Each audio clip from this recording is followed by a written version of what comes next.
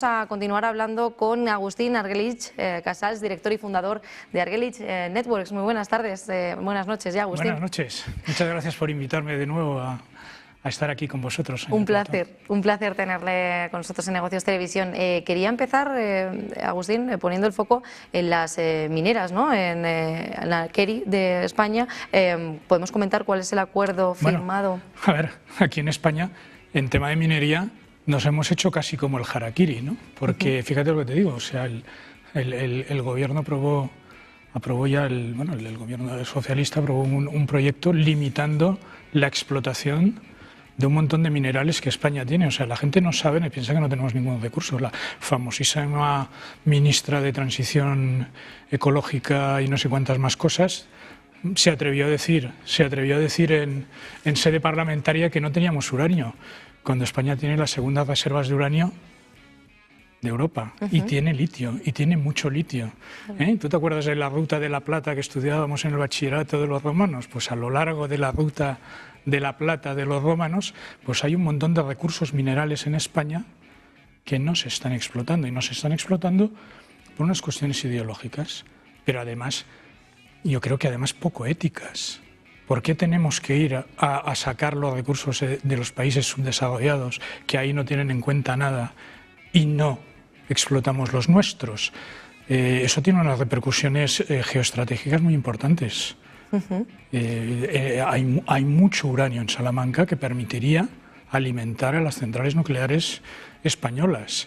Además, había un proyecto de una minera australiana llamada Berkeley, que presentó justo antes de que empezara la guerra de Ucrania un proyecto de explotación de estas minas con una planta de enriquecimiento acompañada, y que no consiguió ningún permiso del gobierno para explotarlo. Bueno, en mi opinión, los recursos no tienen que quedarse enterrados, los talentos, acuérdate de la parábola del Evangelio, Claro. Los talentos no se pueden dejar enterrados, los recursos no se pueden dejar enterrados.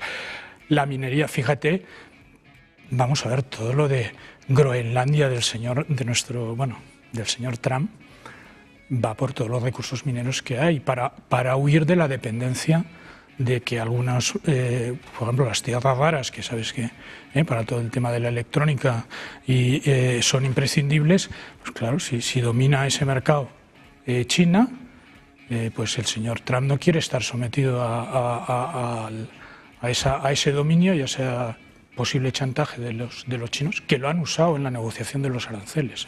Y entonces pues dice, oye, pues voy a ver si consigo extraerlos de otros sitios donde hay, porque no sé, en Groenlandia debe haber recursos minerales. Bueno, de hecho, una cosa muy curiosa, aquí nos pensamos que los recursos son muy escasos, y esto es una enorme mentira, pero una enorme mentira. La gran mayoría del planeta está inexplorado. El 80% de los océanos no sabemos lo que hay. Hay vastísimas zonas por explotar. O sea, esto es una cultura maltusiana. Entonces, se está explotando. Vamos, nos queda el 70% del planeta por descubrir. Claro, Agustín, y también en cuanto a las tierras raras, Groenlandia enfrenta ya el bloqueo de minería de tierras raras, ¿no?, con Estados Unidos. ¿Hacia dónde nos dirigimos? Bueno, pues yo creo que Trump... Tenemos que empezar a entender que Trump es un negociador, que negocia primero, bueno, de forma muy espectacular y muy grandilocuente, y después llega a un acuerdo, porque él sabe perfectamente que, como hombre de negocios, que lo mejor es llegar a acuerdos, y no te va a quedar otro remedio que llegar a acuerdos. Fíjate, por ejemplo, ¿qué ha pasado? Bueno, las tierras raras, oye, chips, chips, Taiwan Semiconductors Manufacturing Company, ya sabes que es uno de los temas míos favoritos y que realmente disfruto contándolo, ¿no? Pues bueno, Trump acaba de renegociar con los taiwaneses un acuerdo de cooperación en el cual a los taiwaneses les ha bajado los aranceles, y los taiwaneses han dicho, oye, pues te voy a invertir 250.000 millones Claro. en Arizona en hacerte una fábrica de chips. Pero esto no es tan fácil, porque cambiar un arancel es entrar en un ordenador, en la pantalla, hacer así, y cambiar. Y está cambiado en dos, para arriba y para abajo. Después tendrá las consecuencias que tiene, pero se cambia automáticamente en nada.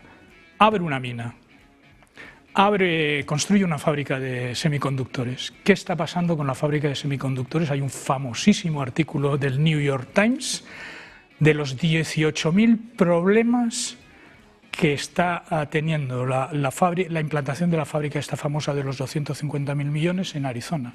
Porque tocar un arancel es muy fácil, pero abrir una mina es muy difícil, tener recursos es muy difícil, construir una fábrica es muy difícil. Vamos, a mí me acuerdo, cuando digo el difícil, me sale aquello de John Fitzgerald Kennedy, ¿no?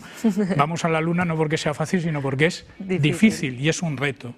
Entonces no nos tenemos que dejar engañar, recursos tenemos muchos.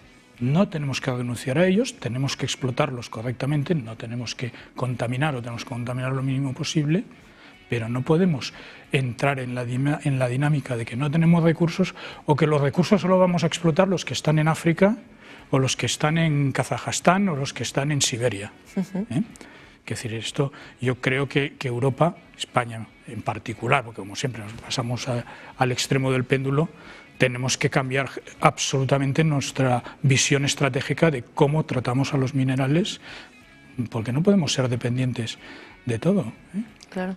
Es decir, todos los recursos, eso es un absurdo, que vamos a depender de los rusos, de los de Oriente Medio, de los propios americanos que nos están explotando el fracking y nos traen petróleo y gas de fracking. Y aquí, no, aquí nosotros queremos todo inmaculado y que no nos pongan en ningún problema. Y si, oye, una vez se me ocurrió decir, me invitaron a que por qué no se explotaban las minas de litio de Extremadura y bueno, casi me degollan. Pero oye, están ahí y es una riqueza natural que tenemos y el litio es imprescindible para las baterías. Y si queremos, entonces vamos a ser coherentes, seamos coherentes. Claro, y también estás hablando sobre este acuerdo de Taiwán y Trump, quiere reducir la dependencia, ¿no? Que implica el ajuste de aranceles y también cómo puede influir esa inversión de Taiwán en la fábrica de chips de Arizona y qué obstáculos son los reales, los que, bueno, técnicos, logísticos también, imagino. Hay un libro interesantísimo que está teniendo un éxito brutal en Estados Unidos, que lo podríamos traducir como a velocidad de vértigo, se llama Bottleneck, que está escrito por un chino estadounidense que se llama Dan Wang. Mi pronunciación del chino es horrible, pero bueno, de los nombres chinos, imagínate, ¿no? Pero bueno, pero este libro es muy interesante, muy interesante. Yo no estoy de acuerdo en todo y también voy a criticarlo en algunas cosas, pero él plantea las sociedades chinas o las sociedades asiáticas, ya vamos a hablar en China en general, no vamos a hablar de la China continental o de Taiwán, sino de China en general, como estado de ingenieros frente a Estados Unidos, que lo considera un estado de abogados. Bueno, yo no sé, si viniera a analizar Europa, ¿qué pensaría? Yo diría que somos un estado de burócratas, ultrarreguladores y tal. Pero, ¿qué ha pasado en el desarrollo y en la construcción de esta megafactoría de semiconductores en Arizona? Pues el título del artículo del New York Times es 18.000 problemas de todo tipo, un choque de regulación, choques culturales entre sociedad ultrarregulada, la americana, es mucho más regulada de lo que la gente nos pensamos, lo que la gente tiene la imagen, ¿no?, de país muy liberal, ¿no? Es muy regulado y tiene muchísimo, vamos, los abogados hacen de todas. Oye, ahí resulta que ahora no tengo técnicos, ahora resulta que tengo que traer gente de Taiwán a vivir ahí porque no tengo expertos, ahora tengo gente que no sabe funcionar en salas blancas que son imprescindibles para que los microchips no se contaminen y salgan mal. Vamos a ver, la regulación, el agua que necesito, ahora necesito viviendas, ahora resulta que los del pueblo de al lado se rebotan porque no quieren que venga tanta gente y que se urbanice tanto. 1001 problemas. Y además, ¿cuál es el resultado al final? Que el chip fabricado en Taiwán valdrá 1 y el chip fabricado en Estados Unidos valdrá 1,6 o valdrá 2. ¿Vale? Oye, no hay inteligencia artificial, no hay absolutamente nada, si no tenemos los chips de última generación, los chips de NVIDIA, los de la Graphics Processors Units, que además NVIDIA está dirigida y fundada por un taiwanés. Que decir, bueno, a Taiwán, a mí me invitan y digo que la Tercera Guerra Mundial nunca va a empezar entre China y Taiwán, porque las relaciones son tan tremendamente estrechas y se necesitan tanto y tienen tanto, aparte de cuestiones cuestiones políticas, como en estos momentos el Parlamento taiwanés está dominado por partidos pro-chinos que consideran que Taiwán es parte de China y que tienen muy buenas relaciones dentro del ecosistema chino, aunque el presidente no, El presidente es partidario, digamos, de un Taiwán independiente, ¿no? Pero decir, nos falta análisis profundo, nos falta mucha visión geoestratégica y no podemos tomar decisiones, oye, en temas de minerales, en temas de inteligencia artificial, en todo este tipo de cosas. No podemos tomar decisiones únicamente por cuestiones ideológicas. Data-driven decisions. Data-driven decisions. Y sobre todo en innovación, ¿no? Que está ahora en el foco y quería preguntarte por eso, por la capacidad de ejecutar los complejos proyectos, ¿cómo se refleja la diferencia? Vamos a ver, es que es lo que no sabemos, mira, no sabemos, damos por hecho que, oye, que cuando encendemos la luz, esto siempre ha encendido y siempre ha funcionado. Damos por hecho que los trenes van a 300 kilómetros por hora y que no fallan nada. Y no sabemos toda la complejidad técnica, tecnológica y de ingeniería que hay detrás de todo esto. Oye, hemos tenido un apagón porque estábamos operando al límite la red. Hemos tenido un accidente gravísimo y terrible de tren porque estábamos operando al límite la red de ferrocarriles, descuidando el mantenimiento preventivo. El mantenimiento preventivo. Por eso digo que hay cosas que parecen aparentemente que decir una frase grandilocuente o que la bolsa suba y baja, como ha caído hoy espectacularmente el precio de muchas materias primas, esto es muy fácil, pero la gente no entiende todo lo que hay detrás. Las factorías, la ingeniería, las centrales que nos proporcionan electricidad, todo el control que hay. En ese sentido, Dan Wang, que te comentaba de este famoso libro, tiene razón. Europa y Estados Unidos tiene que volver a valorar la ingeniería, y el conocimiento y todo este tipo de cosas que se han perdido muchas. No tiene razón Dan Wang cuando habla de ingeniería social y que los ingenieros somos responsables de inventos sociales y que la mentalidad de ingeniero modela la sociedad y de la política del hijo único chino y de todo este tipo de cosas. De eso este señor, en mi opinión, se equivoca completamente. Pero del otro sí que tiene. O sea, no podemos despreciar nuestros recursos naturales, no podemos despreciar nuestra ingeniería. La firma de un ingeniero tendría que ser sagrado. ¿Sí? Y si no hemos visto los resultados. Oye, Chernóbil explotó porque estaba operando al límite. Y Chernóbil, los soviéticos intentaron manipular completamente lo que estaba pasando ahí. Hay el famoso Valery Legasov, que dice la famosísima frase, que la central nuclear explota por la mentira y que una mentira es una deuda con la verdad que tarde o temprano se va a pagar. No puedes decir, señora ministra, que no tenemos uranio cuando tenemos uranio en España. ¿Por qué estamos renunciando al uranio? ¿Por qué el Partido Popular se abstuvo en esa ley y no votó en contra? No votó a favor, pero tampoco votó en contra. Entonces, vamos a ver. Yo creo que al igual que el accidente de Chernóbil provocó la glasnost y provocó una transparencia porque se vio la ineficiencia y la mentira del régimen, en España estamos en un momento en que han quedado de forma descarnada y trágica ciertas decisiones estratégicas que han sido erróneas y que tienen que modificarse lo antes posible. Uranio hay, pero no está explotado. No, está ahí, en la mina enterrado, y el litio, y el wolframio, y tierras raras, y muchas más cosas que petróleo de fracking hay en el Bergadá, en el Prepirineo catalán, y el señor Mas también hizo una ley diciendo que eso no se podía tocar y que no se podía explotar. Después estamos comprando y dependemos de los mercados extranjeros y no tenemos un mínimo de autoabastecimiento. A ver, dice, no, tenemos mucho sol, sí, tenemos mucho sol, pero gestionar una red eléctrica únicamente con renovables requiere unas inversiones muy importantes y una forma de administrar la gestión de la red que no se ha hecho y que se ha denunciado por muchos ingenieros, incluso en sede parlamentaria, y que no se han tomado las medidas necesarias. No estamos hablando de un choque de diferentes tecnologías energéticas, que si nucleares frente a renovables, ¿no? Es un pool, es un equilibrio de todo. Hasta incluso No tendríamos que renunciar al carbón. Y esto es, vamos, me van a fundir en las redes. Porque es que dices, no, ¿cómo? Oye, ¿cómo? ¿Tú quieres que la gente siga yendo ahí a la minería y que contamine el carbón? España tiene carbón, no de muy buena calidad, más bien de bastante mala, pero tiene carbón. Y carbón hay muchísimo en el planeta. Pero es que, señores, a las minas van a entrar los robots, no van a entrar las personas. Las minas se van a dirigir desde una sala de control y cada año en el Mobile World Congress, Huawei tiene una parte de su stand específicamente focalizada a cómo se explotan minas desde una sala de control a través de redes 5G y de robótica y de toda la película. Oye, pero dices, no, es que contaminan. No es verdad, que hay una tecnología que se llama captura de carbono, que no es capaz de capturar las emisiones de las centrales térmicas y tratarlas adecuadamente. Lo que no puedes hacer es romper el ciclo de mejora continua, de las tecnologías.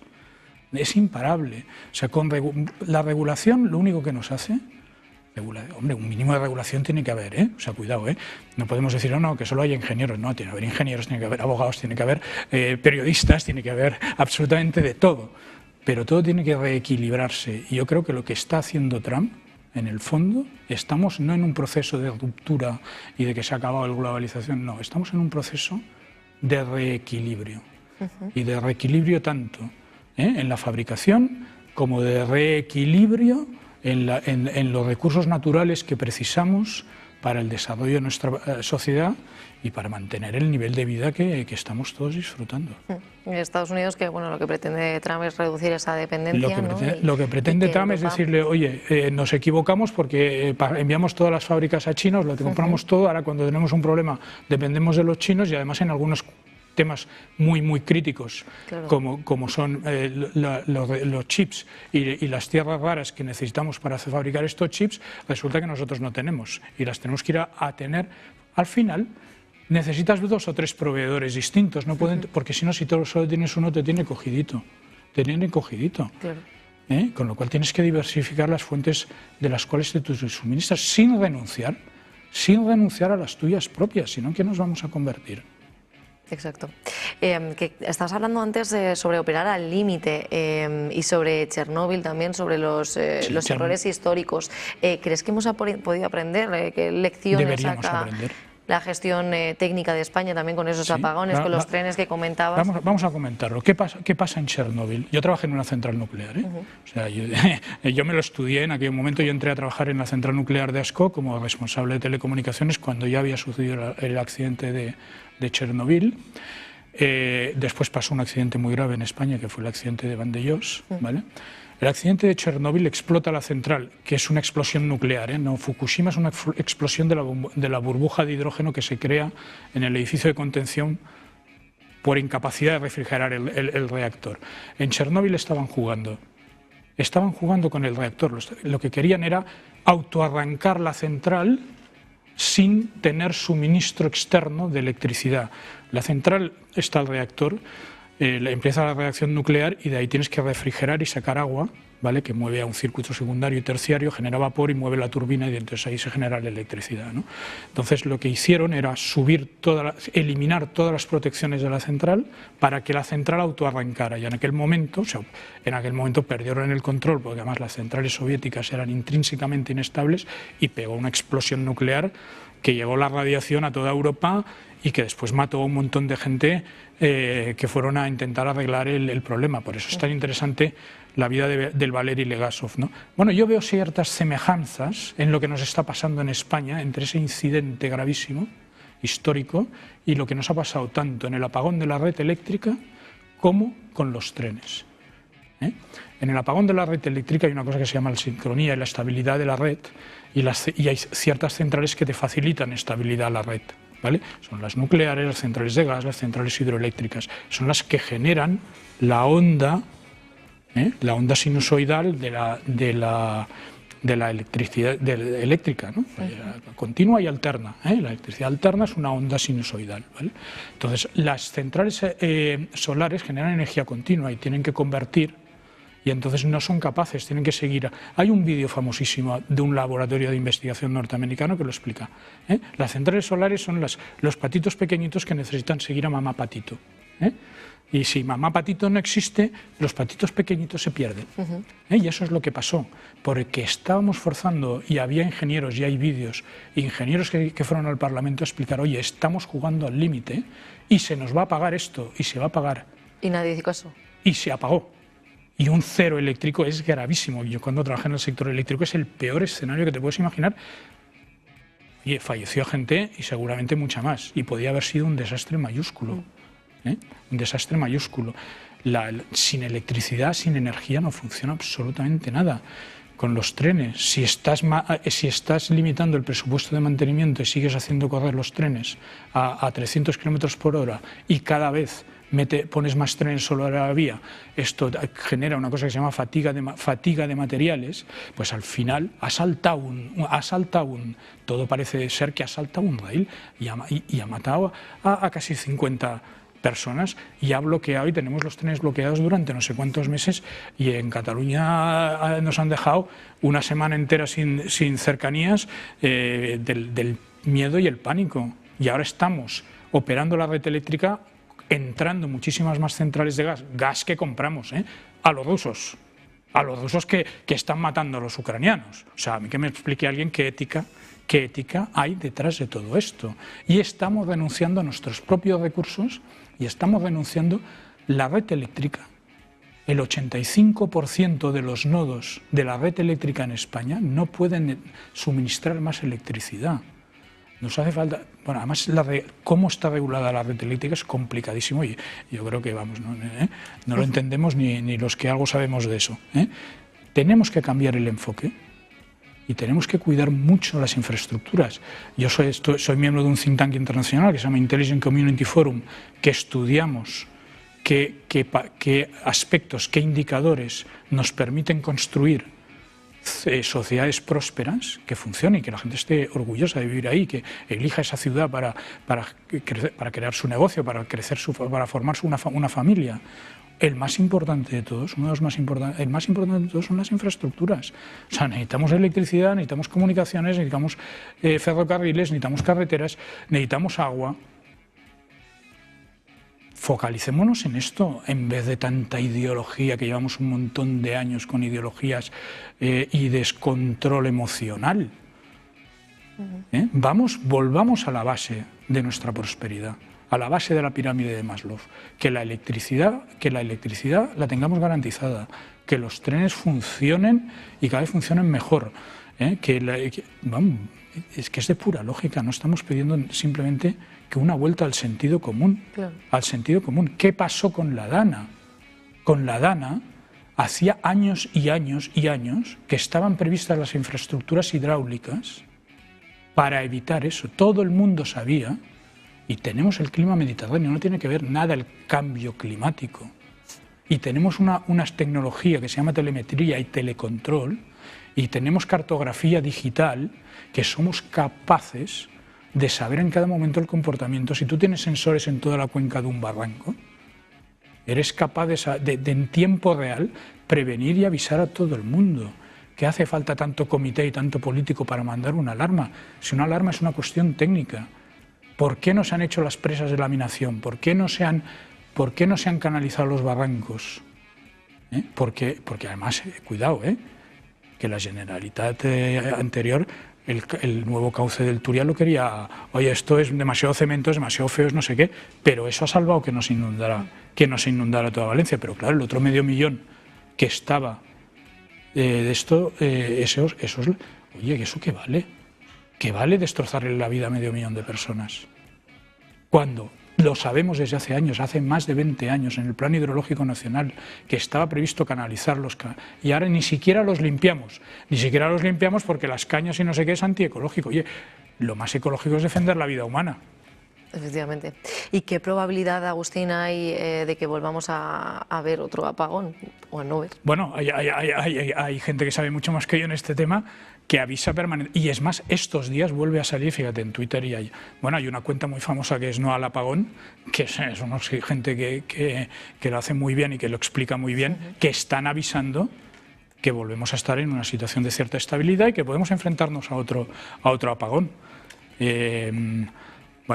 Piensa que y aquí además el gobierno va a cerrar Almaraz y va a cerrar todas las centrales nucleares. Cuidado, que las centrales nucleares, la tecnología nuclear ha avanzado tanto que lo que hay que hacer es construir centrales nucleares nuevas, de nueva tecnología, que además son muchísimo más seguras, son mucho más eficientes. Ahora hay los pequeños reactores modulares. Oye, que además esto, si quieres, lo ligamos con las tecnologías digitales. Claro, precisamente te iba a preguntar sobre ello. Centros de datos. Exacto, justo. Centros de datos. Ahora en Aragón, en plena campaña de Aragón, uno de los puntos clave son los centros de datos.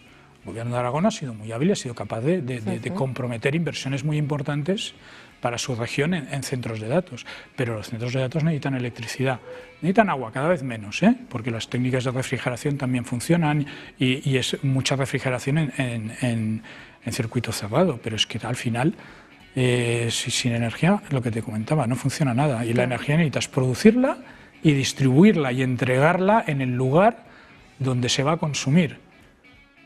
Y ahí están los centros de datos de la inteligencia, ¿no? Bueno, y ahí también podríamos hablar mucho de la inteligencia artificial y de las cotizaciones de las empresas que están trabajando en inteligencia artificial y que si son reales o no son reales, o que si ahí hay una burbuja o que si se retroalimentan ellos, pero al final bueno, no vamos a renunciar al valor añadido que nos aporta y a la mejora de productividad que nos aporta la inteligencia artificial. Que por otra parte, los que salen más beneficiados son la gente más bien preparada. Ya sabes que hay un concepto que se llama alucinación en inteligencia artificial. Pero vamos, tiene España que renunciar a los centros de datos, tiene que España que renunciar a ser una landing station de cables submarinos de telecomunicaciones que nos conecten con América y con Asia. En mi opinión, no.